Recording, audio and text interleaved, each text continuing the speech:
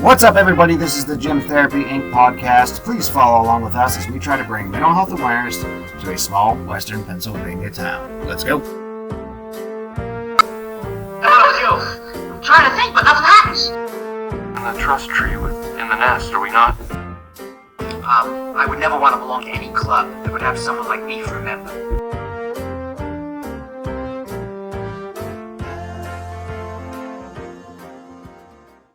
Alright, what's up everybody? It is February 12th and we are Gym Therapy Inc. It's myself and Trista. And we are going to talk to you, I'm going to talk to you about PTSD, and Trista's going to talk about Complex PTSD. Yeah. Welcome to Greenfire CrossFit. Oh yeah, we're at Greenfire CrossFit. Nice little gym. I'll throw some pictures in here so you guys can see the inside of it. And we're going to do some exercise. Yeah. For people maybe that are experiencing some difficulties with PTSD, complex PTSD, or maybe just have a little bit of anxiety, it is pretty low impact and stuff to help calm the nervous system, working with the connection breath. And it's good. It's a lot of core workout, and for a lot of you with your, what's this right here? Chakra? Is that a chakra? There's a chakra there. There absolutely is. I've been trying to pay attention to stuff whenever you talk. But we're going to talk about PTSD, kind of cover some stuff. We have a pretty big week coming up, a couple of meetings with a few people. I have two, you have one, and then you got a couple of things going on. Yeah. Stuff we'll talk about later, but it's been advancements in the mental health community, in our community. So yeah, and I actually just got my certification back. I got the certificate. I'm going to post about it for the class that I took on athlete-centered focus on mental health and working with those with trauma and PTSD. Yeah. That was a huge win for me, as we've been trying for 2 years to kind of bridge the gap here between physical and mental health. Yes, So, yeah, and I mean, we're on our way. yeah, absolutely. So, yeah, what is going on in the world this week anyways? Cool. This week coming up, this weekend, we just had our February Valentine's Day partner workout at the gym. Mm-hmm. And then this week it starts the CrossFit Open. So we do Friday Night Lights style workouts. We have teams. All of our members get separated into teams. Justin's on a team. We got separated into teams, so 14 captains. I think we got about 30-some people on teams this year, and it's going to be a lot of fun. We do Friday Night Lights style, where people come in and we have themes. We do all kinds of different crazy stuff. So really looking forward to that. Yeah, pretty good stuff. So PTSD, let's get this done and locked, and then we'll get going. Talk about it. Mm-hmm. I feel like there's something going on in the air this week though. People are wild this week. I don't even know how to explain how this week went. I feel like I was pretty balanced for once, but I felt like a lot of people around me were going through a lot of emotional highs and lows, and there were times that I had to like check myself as well and remind myself that the world wasn't burning right underneath me, even though I felt like everything around me was burning. Yeah, I think it's pretty common to get wrapped up in this stuff, and then I think you can step back and realize, like, well, these aren't my problems. Yes. And, you don't have to take responsibility for things you're not responsible for. And I think it's important when everything around you is like boundaries, all that shit. We talk about boundaries every single week. Yeah. So, and just not taking everything personal. But sometimes when people are having a hard time, they take it out on people that they love. And it doesn't mean that you did anything wrong. And it's really easy to take stuff personal, even though, somebody yells at you. It might not have anything to do with you. It's just what's going on with them at home or whatever. So. Yeah, very true. Stay hydrated too, people. All right, so PTSD, we're gonna talk overview. Post-traumatic stress disorder. It's an acronym. PTSD is a mental health condition that is triggered by terrifying events, either experiencing it or witnessing it. Symptoms may include flashbacks, nightmares, severe anxiety, as well as uncontrollable thoughts about the event. Most people go through traumatic events, may have temporary difficulty adjusting and coping, but with time and good self-care, they usually get better. If the symptoms get worse, last for months or even years, interfere with your day-to-day functioning, you may have PTSD. One thing I thought was interesting though, PTSD needs to be diagnosed by a medical professional. Yes. If you think you have PTSD, go to a medical professional, as we Yes, and not just say I have PTSD, so I have triggers. This is it. Like, you need to be diagnosed with this, and it's something that you can't get help for. Yeah, and we can't diagnose ourselves. I basically self-diagnosed for 10 years, and a general practitioner was like, yeah, anxiety. But when I went to a psychiatrist, I found that it was bipolar 2 and not anxiety. Mm-hmm. The bipolar probably caused some anxiety and whatnot, but I didn't have it, so that's why it's important too. You can't self-diagnose. Absolutely. Yeah. Some PTSD symptoms. Not to get too personal, but PTSD. You got moments? I think mine is more complex. After reading and studying about it, I think mine is more about the complex. But yes, I think I do have some symptoms. Yeah, and I don't know if it's PTSD in the traditional form. Like I don't like stay up at night and stuff like that. Think about it. But every once in a while, there's just one moment that happens, and I get real sweaty. Yeah. and I'm just like not myself. But being comfortable, being uncomfortable is something you do kind of have to learn. Yes. Yeah. But intrusive memories is a big one too. And one important thing I think we have to remember about memories is they're not like Memorex. They're not recorded and you think back on them and you remember exactly how they are. They open more like a Word document. Yeah. And can be edited and misremembered. Isn't that interesting when you, like, say you have a memory from high school and you go to your friend and you're like, no, that's not how that happened. No. And they remember it completely different than you do? And which one of you is right? Yeah. Well, obviously me. Obviously. Every single time. Recurrent, unwanted, distressing memories of the event. That's a big one, I think. These are big ones. As soon as I hear these, I think of veterans, people that have been in war, and just the flashbacks. And for a lot of sexual assault survivors, this is something as well as reliving those moments over and over and over again. And they talk about different therapies that work for that. And one of the biggest ones I've seen now is like EMDR. Is like one of the biggest. Do you want to talk about that? What it is? EMDR is, I believe that is sound therapy, correct? Mm-hmm. And it's something I listen to just as a way of like healing. I really like the sounds, and when I get worked up, sometimes it's hard for me to get my heart rate back down and to come like back down into that place where I'm not fight or flight. Yeah. And I'm a flighter, like I flight. So that's something that I really had to work on, and I looked into EMDR and I started listening to different musics, and I listened to I follow a pathway and it's called To Be Magnetic. A shout out to Lacey, I think her name is Lacey Phillips, and she came up with something called like DIs, and they're direct imaginings, and she talks you like through different comforting experiences, and the music in the background, it's kind of going ear to ear, and I don't know why that works for me, but it soothes me like no other. Yeah. Something we can all imagine is PTSD in former military. I think this is one of the easiest correlate, like to be able to relate to. Just for an example, PTSD. If you are prepared for an event that you know is going to trigger yourself, it's easier to stay calm. Let's use 4th of July for example. Yeah. Many former soldiers that were battle, whenever they hear bangs, it just brings back stuff. They can't help it; it just pops up. So 4th of July, they're prepped for it. They can get earphones. They can just be conscious that I know this is just fireworks. It's not guns. It's not IEDs. It's not any of that stuff.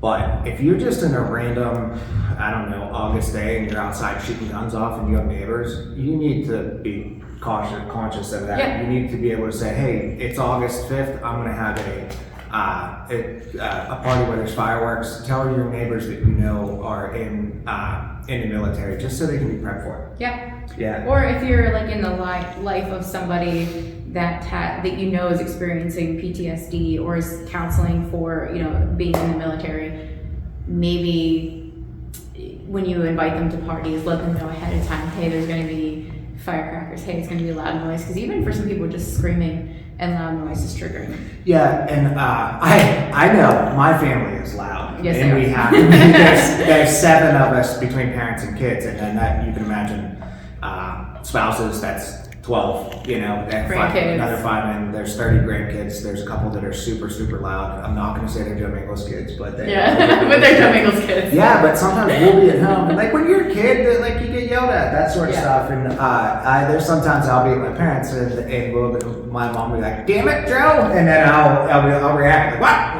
"What?" Just kidding, Robin. But that happens. I don't know.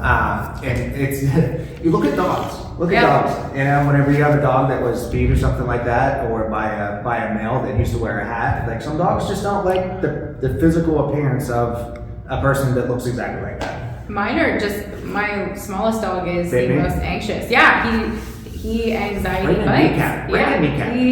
and he's always anxious. So when he's around a lot of loud people, his fight or flight is flared. So I have to be conscious too when people come over. I pick him up and I have to remain calm. Yes, calm and Even assertive. when he's bad, I have to be like, no, it's okay, and have a calming voice. Because when I'm like, no, Joe, like, and be all upset, he immediately gets upset, and that's when he responds in a anxious manner too. So. Yeah, and dogs are different than people, so different things. And we work. got them, when they were puppies. They never had any Issues. that we know of. Yeah. That I mean, Just something obviously. scared them, and that was Yes. that. Probably Chris, he's loud too. Yeah. Your brother. Just like. They love him. Yeah, I'm sure. They I'm sure they do. absolutely Yeah. love him. All right, so reliving a traumatic event, flashbacks. We've kind of talked about that. Upsetting dreams or nightmares about the traumatic event. Yes. My most recurring dream is this is I'm late for something. I forgot something at all times. Like I'm like, oh shit, I can't make it. I'm forget. Like I just keep getting. It's like I'm in quicksand trying to get somewhere, or I'm trying to run in water trying to get somewhere. That's my best. Do you ever the dreams that your teeth fell out? Oh my god, yeah, that's the worst. weirdest one. I know, And because it's anxiety related. yeah, I'm pretty sure. they're so real. I was talking to someone one time, and he's like, "You kind of can decipher dreams. What do you think this is?" And his life was like going off the tracks wildly. Yeah. And he said, "I'm driving in my car, and I just keep losing control of it." And I'm like, "You don't think You don't relate that. So we just talked to you about a handful of things like the soldiers and the dogs and the Yes. situations. Those might not be directly related to you, but I think you can see the analogy in there and Yes. pull stuff from it that is. And for, trigger warning for this, sexual assault victims, having a situation like that happen, and that triggers not only, I'm sure, nightmares and recurring thoughts, and something you keep replaying, and it also affects future relationships, future situations where you have trouble trusting, connecting, and being intimate with other people. So a lot of times just any kind of intimacy can be triggering. So. Yeah, and it's really easy to, I don't want to say punish, but almost like hold your spouse, your current spouse, responsible for things your previous spouse did, even though they don't do. And I think that's pretty important to not take it out on other people, because you do have to learn safety and patterns and that sort of stuff. But it's for a lot of people, they take things out on people that didn't do it because of people that did in the past. Yeah, and I think too, just having honest communication of what happened when you finally trust somebody. You obviously, if you go through a horrible situation, you don't want to relive it all the time, so you don't want to talk about it constantly. But if you're in a committed relationship and you know that like certain things trigger you, it's good to have that conversation openly, so they know they understand what you're going through, because we don't know what people are going through unless we share it and we're vulnerable with them. So someone you trust. It doesn't have to be anyone you meet on the street, but someone that you trust, you have to be a bit vulnerable with to be seen. Like severe emotional distress or physical reactions, something that reminds you of traumatic events. And we've all seen movies, we've all lived with people that are former soldiers and whatnot, and you can see the physical, like they just want to hide or they want to fight or they want to do whatever. And mine, like whenever I experience something like that, it's just like sweat, and I keep it all. Yes. A lot of people. When a lot of veterans too, they just don't talk about what they're dealing, and they just stuff it down. Yeah. So that's another thing is they avoid talking about it. And that causes something called, it's in the same line as delayed PTSD. Like when something happens to you and then you don't address it, you just ignore it for months and months, years, whatever. And then when it sets in, it's almost worse because you didn't address it. Yeah. It's like a wound that just keeps growing. So avoidance. Mm-hmm. Do you avoid people ever whenever you have problems? Not just people. I avoid Places, activities. Yes. Yeah. When I was going through my divorce, that was a really, really tough emotional thing for me, and I didn't want to talk about it. It was hard for me to trust that Hugh was actually going to be there for me, and Hugh just wanted to know my trauma and my gossip so they could tell the person, well, this is what really happened, because people are going to talk. No matter what you go through, people are going to talk about it. And I didn't want to share it's sharing your failures, right? Like, it doesn't, it's not a failure because it was a relationship for a long time, but it's a failure because you ended something had to end. And sometimes people just like to gossip, and it took me a while to realize, like, hey, you confide in the right people and that's okay. And other people are going to talk regardless of what you tell them or don't tell them. So just forget what they're saying and focus on what you need to do to heal and to become a better person. But yeah, I avoided people for a while, but I think that's too part of the healing process. I think taking time away and just not being consumed again with other outside things, and just starting to focus inward on what can I improve, how did I contribute to this happening, what can I do better in the future, and that takes a lot of introspection. It's not always fun. Yeah, introspection, self-reflection, those sorts of things. What you're responsible, and I think even more important is what you're not responsible for, because a lot of PTSD, yeah, you may have caused it, but a lot of times PTSD, the traumatic event, a lot of times they're by surprise. It's not like you think you go into somewhere because you can avoid it. All right, negative changes in thinking and mood, thoughts about yourself, people, or the world. The world, especially this last couple weeks, just been. I think prices of things are getting expensive. We've been talking on our one page. Minimum wage is $7.25 an hour, and the average rent is $1,700. Just the groceries alone, I typically buy all the groceries, and I've just been like, every time I go grocery shopping, Aldi, wherever, I'm spending $200. And I'm thinking, how are people living? How are people surviving? People with kids, it's so expensive. It's unbelievable. And this is stress, like post-traumatic stress disorder. It is stress. Like, you go home thinking about, like, what am I going to do? How am I going to pay this? How am I going to pay that? It's very hard. And in my opinion, environment is the most important thing when it comes to, outside of like chemicals in your brain and whatnot, environment is the most important thing when it comes to mental health, is putting yourself in a situation where you can succeed. So home, work, those are your two environments you spend the most time in. Gym, yes. Well, yeah, absolutely. Yeah. So that's tough on people. That's something that a lot of people are going through right now. And that's something for here that I've worked really hard to make it like a second home for everybody, because this facility, everyone here is super supportive and inclusive, and not everybody has that in their outside life. No. Maybe not at work, maybe not at home. So this is kind of like everybody's second home. Yes. And everyone comes in here and they're comfortable, and they know if they come in and they unload about what they're going on, that like people here care. And it's safe. Like, it's not going to go everywhere. Like, you have people you can confide in, and people that honestly have your best interest at heart. And that took 9 years. It took us 9 years to build a community like this. It doesn't happen overnight. Like, it takes time.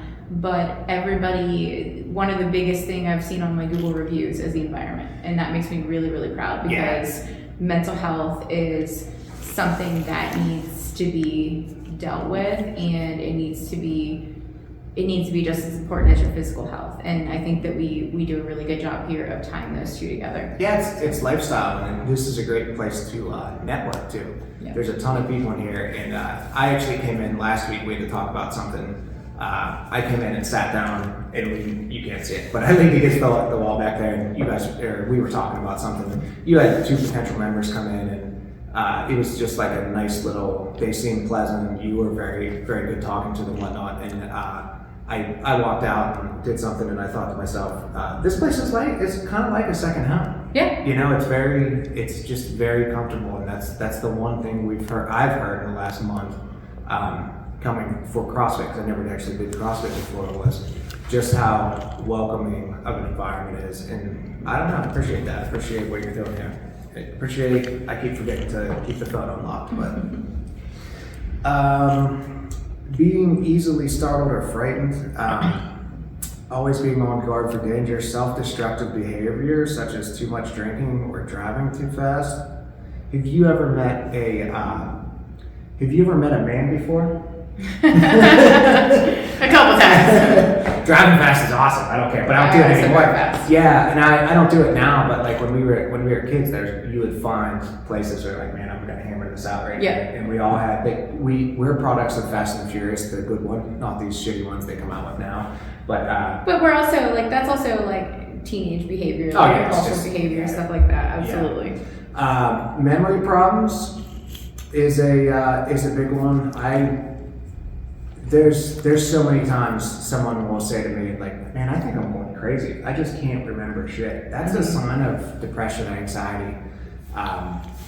And two, it could be a side effect of medicines that you're on. So if you're already on a medication and you're having those kind of issues where you're forgetting things, and that's a symptom, like make sure talk to your doctor about that. Yeah. Because that is something that, can affect your daily life. If you're forgetting things, important things, like that's something you definitely want to share with your doctor. So it's very important to be open about all the symptoms that you're experiencing. Yeah, the side effects of medicine are a huge reason why people don't want to be on meds. And one of the biggest one is a vanity. It's weight gain. Yeah. And it's not your doctors, and that medicine does not have a moral code. It just, you take it and it does what it does. So if it makes you gain weight, once again, eating right, going to the gym, being hydrated, that sort of stuff is as important. And sometimes it's your responsibility. And sometimes it's a little more difficult than that too, especially for women, hormonal balance, all kinds of things. There has to be a good resource to, don't stop. Like if your medicine is causing some adverse or effects, don't just stop taking your medicine. Keep looking for different resources to help. And people will always go through an issue and be put on meds, and the SSRIs take a month. It takes 6 weeks to fit in. So many people take it for 2 weeks and like, this medicine's crap, it's not doing anything to me. And then they'll take it for 6 weeks and I feel good, I don't need this med anymore. And then they go off the medicine and they wonder why is my life falling apart again? Yes. And so meds are something that we don't, we're not professionals, we don't talk about it. These are things you have to talk to your doctor about. So please do not take that as medical advice. Just take that as experience from ourselves. Yes, and being honest with your doctor is super important. Yeah. So overwhelming guilt or shame, that's a big one. And a lot of times you'll get guilt or shame, but it's not because you did something, especially with like sexual abuse and things like that. It's because somebody else did something and you are taking it on. Yeah, taking it on. Absolutely. PTSD, there's a big difference in the intensity of symptoms. I don't think we need to talk about that. Yeah. And also when to see a doctor, it's, you're having disturbing thoughts, feeling suicidal thoughts. That's about the time you should get emergency help. Do you want to talk about complex? Do you want to go over causes, risk factors, that sort of stuff? I have I think that's website. Which one? I use the Mayo Clinic's website. It's pretty. So I'm using Healthline, and complex post-traumatic stress disorder is closely related to PTSD. However, it usually develops due to a repeated trauma over months or years rather than a single event. It isn't a commonly known issue or a commonly known disorder. It's pretty new, and CPTSD often comes from a traumatic event like a natural disaster or a car accident. So, what are the symptoms? They usually include the same symptoms of PTSD, and also people with CPTSD typically have the same PTSD symptoms along with lack of emotional regulation. So having uncontrollable feelings, explosive anger, prolonged sadness. Changes in consciousness. This can include forgetting the traumatic event or feeling detached from your emotions. So being disassociating from the event. A negative self-perception, guilt or shame to the point that you feel completely different from other people. So, complex. Go back there. Will you read the definition again?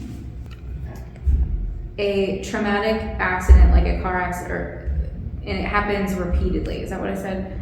Yeah. Closely related to PTSD due to repeated trauma. So this is for people that are maybe in abusive relationships, Yes. or people that have been sexually abused throughout their life. Over the course of Yes, years, yes. So yeah. it's not typically a one and done. event. Yes. Yeah. Um, Repeated patterns, stuff like that. Correct. Yeah. And difficulty with relationships. You might find yourself avoiding relationships with other people out of mistrust or a feeling of not knowing how to interact with others. Disordered perception of abuser. That's So this is a interesting one. Yeah. This includes becoming preoccupied with the relationship between you and your abuser. It can also include enacting revenge on your abuser, where you become completely obsessed with hurting them or destroying them. Neither are healthy. So where sometimes people know that they're in a situation that's abusive or not okay, but they stay in it anyways. Yeah, that's you hear that a lot. A ton of people, and it happens. They always say you don't know what goes on behind closed doors. Absolutely. Yeah, and there's a lot of people that are in relationships where they get abused, whether it's mentally or physically, and it really, I think it changes. It changes your reality, and it changes like your patterns, where you're gonna go, where someone else is gonna go, when you're gonna spend your time, what am I gonna do tonight, what am I gonna do tomorrow. That's And they're still trying to figure out, so going back to your question, they're still trying to figure out figure out how exactly this traumatic stress affects the brain and it leads to CPTSD. It's what they're finding out. Research is suggesting that trauma can have lasting effects on the amygdala, the hippocampus, and the prefrontal cortex. These areas play a big role in both our memory function and how we respond to stressful situations. So any type of long-term trauma over several months or years can lead to CPTSD.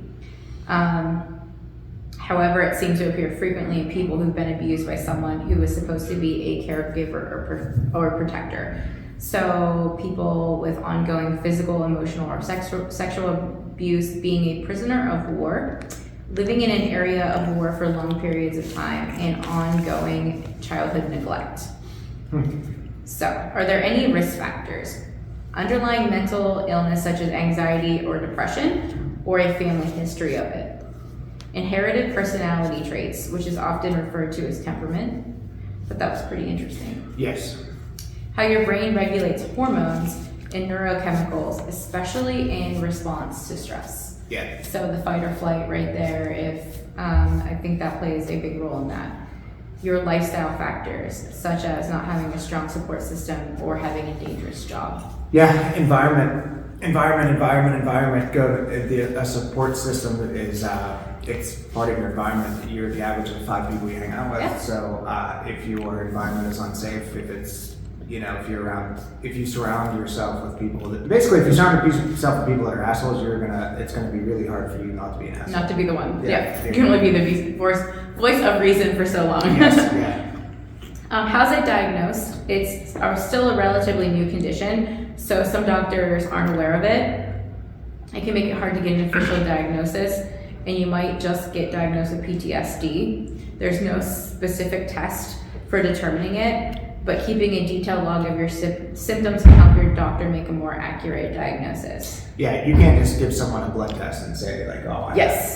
this mental health condition. That's one of the things that makes this so hard. Is one good thing about it, the treatments for these different mental health conditions are often overlapping. Mm-hmm. So if you're doing 1, 2, 3 things to help yourself for anxiety, it's going to also help your PTSD in a way. It's going to help these different issues in a way. So that's one of the best things about mental health is the treatment's basically the same for everything. It's just trying to find what fits for you. Yes. Yeah. And just things about how it's treated, psychotherapy, which involves talking with a therapist either alone or in a group. Don't get scared of that Yes. word. Please don't get scared of the word psychotherapy. Do you know what psychotherapy is? It's therapy. Talking. Yes, Talking. psychosis is just things it's not that you're psychotic. That's completely different things. It's just psychotherapy. It's just therapy. It's talk therapy. And the use of cognitive behavior therapy, CBT, a treatment that helps you identify negative thought patterns and give you tools to replace them with healthy, positive thoughts. So I thought that was a really good one. EMDR, which we were talking about earlier, is commonly used to treat PTSD, and it can be helpful for CPTSD as well. A lot of acronyms in there. Absolutely. You'll be asked to briefly think about a traumatic moment while moving your eyes from side to side. Other techniques include having someone tap on your hands instead of moving your eyes. Over time, this process may help to desensitize you to traumatic memories and thoughts. That's something I know absolutely nothing about, so that's pretty cool to learn that. And I've listened to like EMDR music. I've never done like the tapping. The music almost like makes your eyes go back and forth. If you're wearing, they tell you to wear headphones when you wear headphones, and it's like it goes from ear to ear, and your eyes almost just automatically do it. It's Really? so weird. Yes. Interesting. I listen to a lot of stuff to fall asleep. I listen to stuff constantly for about 15, 20 minutes, half an hour before I go to sleep, and it just helps me like come down and then fall asleep because my brain just goes everywhere at all times.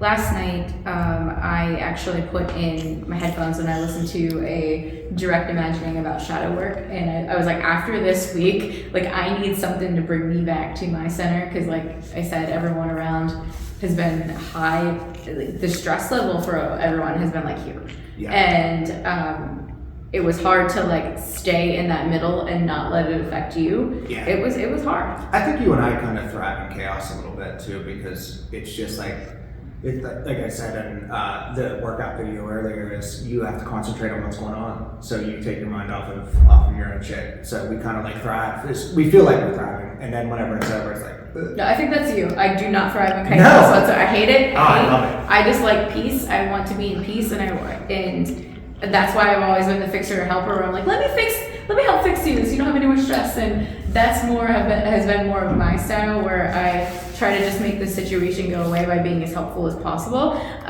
So that's something that I think that's my way of handling chaos. Yeah. I hate being in chaos. I mean, So people pleaser right here. People pleaser, 100%. I can tell you, like in an event, something like that going on, I'm best at. I just know whenever like my life fell apart, Dad had cancer, lost my job, split up with my 10-year, Megan split up with her for 10 years, and then when it ended, when it was all over, I said to my psychiatrist, I was like, I don't have. This was months later. I said, I am incredibly self-aware at all times. I'm incredibly like all the chaos ended. In my mind, I never had a minute where I forgot what I was doing. And it just happened. And I was incredibly self-aware for months. And I was like that for months coming up to it. And I think for me, when there's chaos around, I forget about my own shit and I start people pleasing, taking care of everything. Yes. Someone made fun of me one time. I had the very first like party I had at my house. They're like, you just walked around with mustard in your hand. Like you just wouldn't stop helping people get what they needed. You know, you just wouldn't just sit down and relax.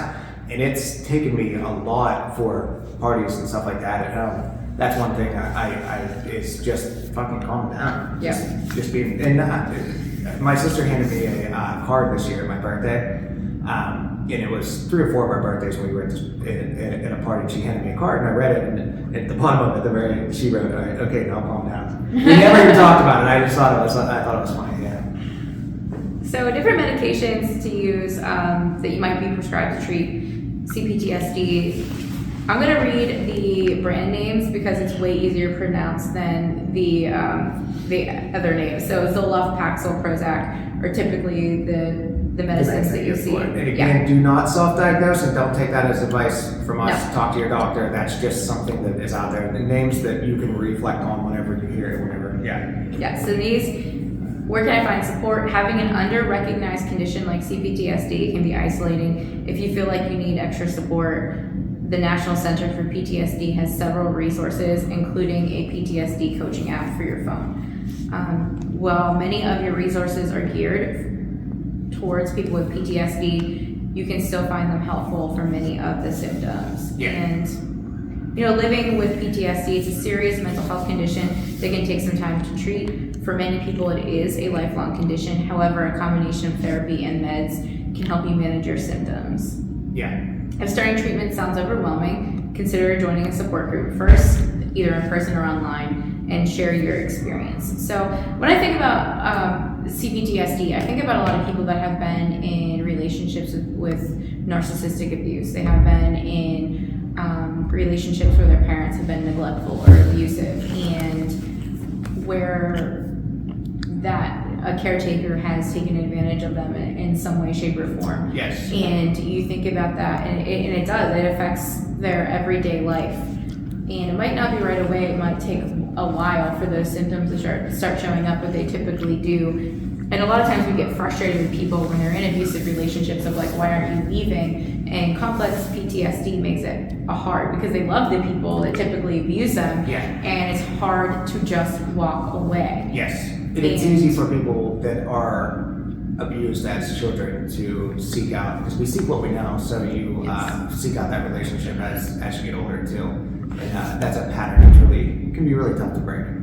It is. So being kind to people that are experiencing any type of PTSD symptoms and being supportive. I mean, instead of being judgmental and just telling them what they should do, you're typically probably going to push them away.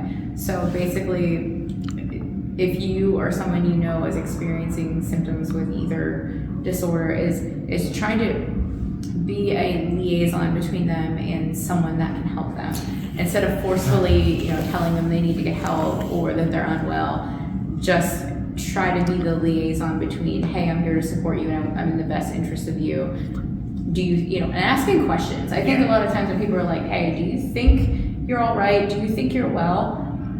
And, I went through that going through the pandemic a little bit, and I was like, no, I'm not. No, I'm not okay. That was, and the pandemic was a big... Complex PTSD was a long time. There's a lot of things that happened. I think a lot of people went through more during that isolation and that shutdown through the pandemic than what they realized. Yes. And a lot of mental health issues started showing up because we weren't able to avoid them. They were in our face, so. 100%. This episode I think turned out pretty good. It's not a super exciting topic to talk about. We got Jordan. Jordan's doing the producing today. I thought that was pretty good though. This I was talking about being bipolar too. Like I'm talkative, but I have no idea. Yeah, this is a hard topic for me a little bit too. I've experienced a lot of loss and death in my life, and there are, when Leroy died, that, my best friend passed away suddenly, and my entire life changed. And I remember to the second of where I was at that moment and all of it, and my body went into shock. Yeah. To the point of not having, my cycle for like weeks, like 4 weeks. Like that's huge. And I know you're funny, but you're not. Like your entire body, your body goes into shock and you don't know how to process the information. Yeah. And I think that a lot of people don't realize how a traumatic event like that can change your life. But you can come around and you can get it back. And that was certainly felt like the end of a life and of my life and the end of the world. And it still is hard, it's still daunting, it's still heartbreaking, but you find ways to heal. You never get over it, but you do find ways to heal. And just like talking about my own experience, one thing we do is when we go on trips, we take rocks in his memory. Mm-hmm. We do things to keep his memory alive. And I think that that's like the part of the shock that's so hard, is that the loss, it's gone forever. And you can keep people's memories alive by embodying the things of who they are, like being caring, being supportive, making people feel good. And I think that that's kind of how I'm still healing through it. There's still stuff I don't really drink, because when I drink, I get emotional. and I do not like my best self, and I still, if I'll have like a Bloody Mary, and then I'm sad because I miss Leroy, and that's a drink that we had together, and it's still something that's really, really hard for me. So I know, and it's in my best interest to have one drink and be done. If not, I end up going in an emotional place. It's not good for me. Yeah, and binge drinking, I know that we grew up doing it. And it's a lot of people still do it, and that's a dangerous, unhealthy activity. And one of the things on PTSD was disruptive, unsafe behavior, and drinking and doing drugs and whatnot is like you may not realize it, but if you don't have control of your faculties, that's why it's important to, if you are going to drink, do it in a safe place with people around you. Don't drive, that sort of stuff. Driving fast and drinking. Yeah. You know? I mean, and all you're doing is really numbing the feelings that you're not dealing with. That's all it is. It's just an escape. And it's something that it takes time and it takes experience and just sitting with the uncomfortable feelings. Sometimes we just have to be sad, and it's okay to be sad about situations that happen, and it's okay for us to hurt a little bit. That's natural feelings of life. Yeah. And just being able to sit with it, I think, is really important. And we're so conditioned to like make those bad things go away, and you pick up your phone to feel good and get the likes and all of those things. Yeah. But there are moments in life that we're supposed to feel sad, and we're supposed to feel pain, but we also have to find the ways to circumvent it. Yes, and to feel good again, and to learn to keep moving forward in a healthy direction. Yes, and these things are very cyclical too. So you'll go 3-4 months where you don't think of this stuff and whatnot, and you're like, this is how it's going to be forever. And then all of a sudden it hits, and then you think, right? And then you think, oh shit, I'm going to feel like this forever. And then 6 months later, you forget about it, and you're like, good, I'm fixed. And you just have to go over and over. Jordan's really funny. Jordan's moving right now. He's like, oh yeah, I know this. It is cyclical though, isn't it, Jordan? It comes back, it goes away, it comes back, it goes away. And we've been surrounded by so many people, not close.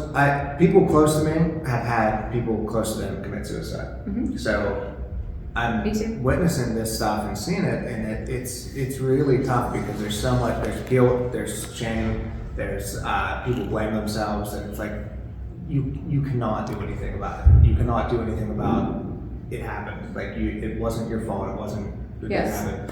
And now you can do something about it now, though, and that's therapy, that's exercise, that's that sort of stuff. But you really have to seek a professional. 100% of the time you have to seek a professional on this. This isn't stuff we can handle. No, and we all do therapy. I do therapy, and it's probably the best decision that I've ever made for myself. Yeah. And just learning to come out the other side, and it does happen. And like I said, dealing with grief and loss and death, that doesn't go away.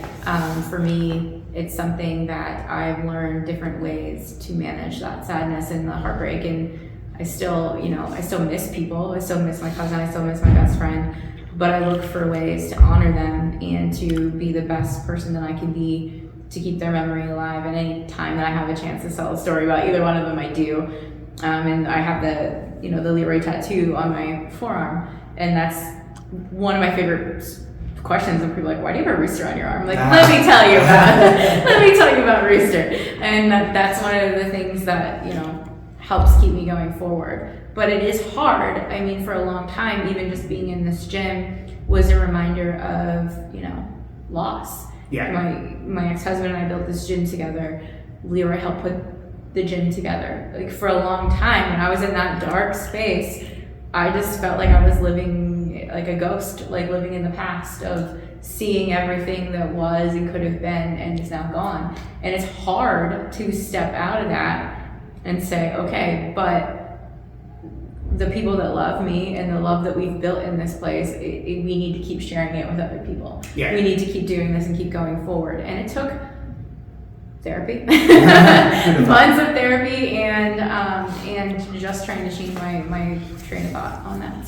So this gym, we talked about it being basically a second home. Mm-hmm. So just after Leroy passed your, divorce, whatnot, how did the gym make you feel when you walked into it while you were going through that?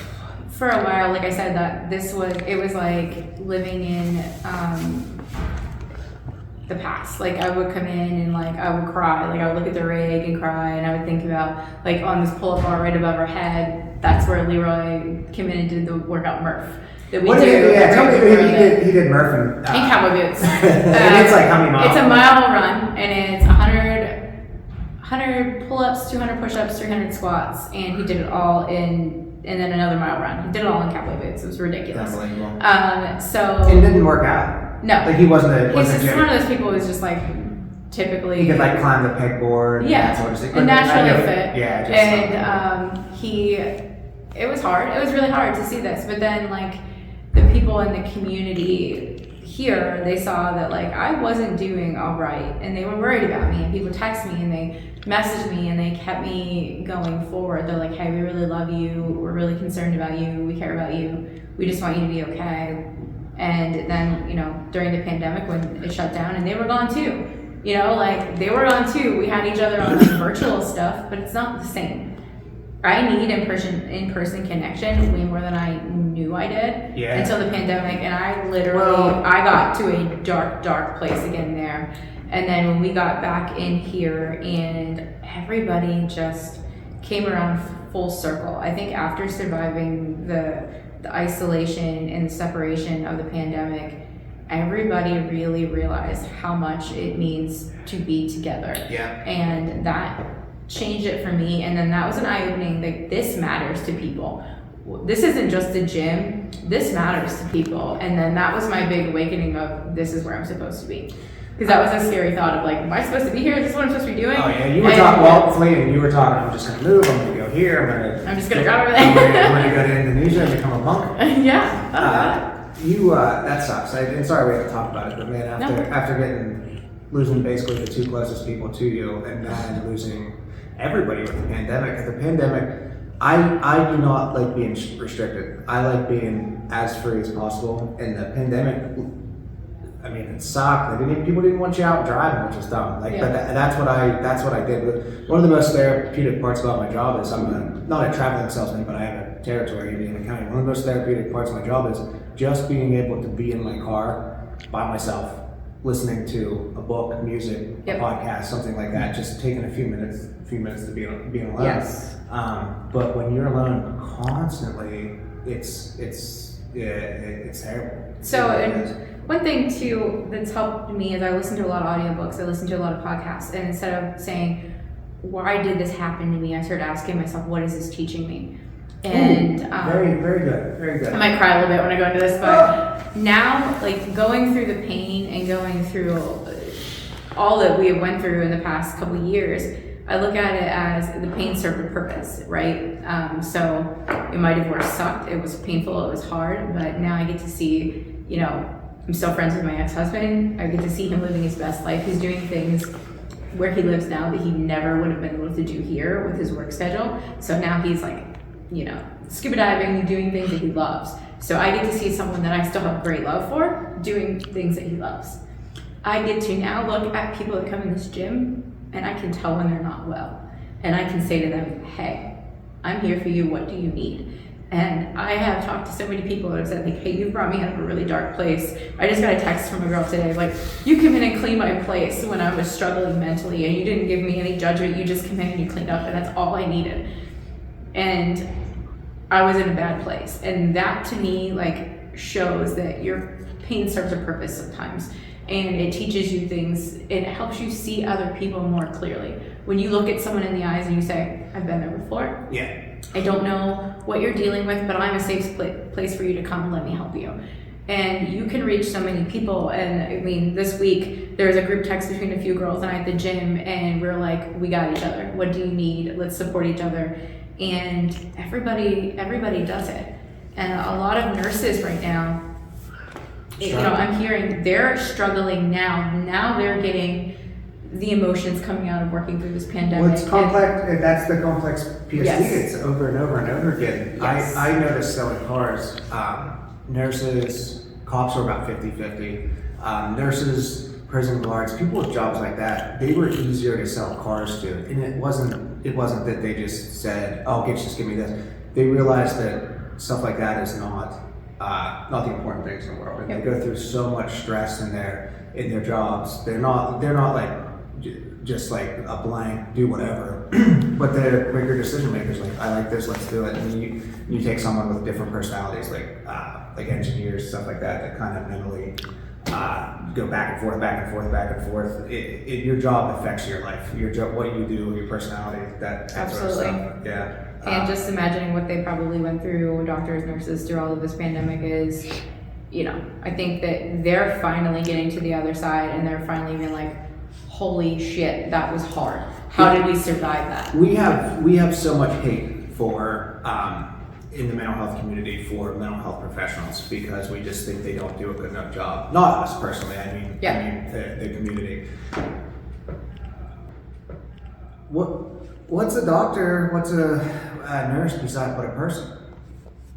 They have to go through the same things. They have to go whatever days that you suck at your job. You don't give them the same grace and ability to have bad days at their job. It is not a doctor and nurse's responsibility to make you healthy. It is them. It is they are supposed to give you the medicine and whatnot, but you have to take charge of yourself too. And you have to be like, that comes to being completely honest about what you're feeling, what other medicines you're taking, whatever you're doing recreationally. Like, you have to be completely honest. They're only getting this snippet that you're telling them, so you have to give them the whole picture. And I think it's unfair a lot of times for them, and they have to see hundreds sometimes of people a day. A doctor knows, like, if you walk in and they ask you, do you drink alcohol? Yeah, well, couple a week, and you actually drink 60 a week. The doctor, you got to be honest with them. Yeah. Somebody. That's why someone's wife goes with them when he goes to the doctor. Yeah, no, that makes sense. And we actually talked about an AA type sponsorship program, but mental health sponsors. And I would really like this to come to fruition. It is, you have one person, whatever, a sponsor where someone can call you and say, hey, I have a doctor's appointment. What do you think this means? And it's somebody to come and sit with you or just guide you through it. Physically, Yes. You don't have to be there. You can do it on the phone. You can do it FaceTime. You can talk about that stuff. Just to kind of keep yourself responsible and Yes. Yeah. Because sometimes when we're kind of going through some stuff, we're not thinking rationally, Right. and we're also not seeing the full picture. Yes. So someone could be like, you're being irrational. You're like, no, I'm just defending my idea, even though it may be irrational. Yeah. Because sometimes your mind can play tricks on you. So Yeah, my dad had cancer on his arm right here, and it was a spot, and it went on for like 6, 7, 8 months, and then he's like, oh, every time it heals itself, I just keep bumping it. And I keep opening up, and I'm like, Dad, it's fucking skin cancer, Dad. Yeah, yeah. So I actually physically on my day off had to go to him. My mom called, made the appointment. I had to go with him, pick him up, take him to DuBois to a doctor, get that removed, and for him to do it, because I said earlier, don't take responsibility for things you're not responsible for. But come on, use common sense a little bit. Yeah. He should have. He'll listen to this. He'll tell me he blames me because I ruined his arm. Yes. I mean, and it is like you Yeah. have to sometimes take charge for people who aren't thinking straight too. Correct. So. All right, we've been rambling. Good job. Appreciate all your vulnerability and all that good stuff today. We'll keep you guys posted on stuff we're going, and love you guys. Next topic, we give us some ideas what you want to hear. PTSD was one, and we need you guys to show up to classes when we have them. So. Yes. Next week we are doing a podcast with Drew Barda. We're going to talk about some kids sports, coaches, drugs, giving people second chances, whatnot. He is a professional marketer. He's worked all over the country with different people. He has his own podcast. I'll put the link in here for it, I'm going to do a lot of pop-ups, just like I've been doing if you're watching along. Some of his stuff. I'm pretty excited about that. So Good. All right. All right, guys, that's it for today.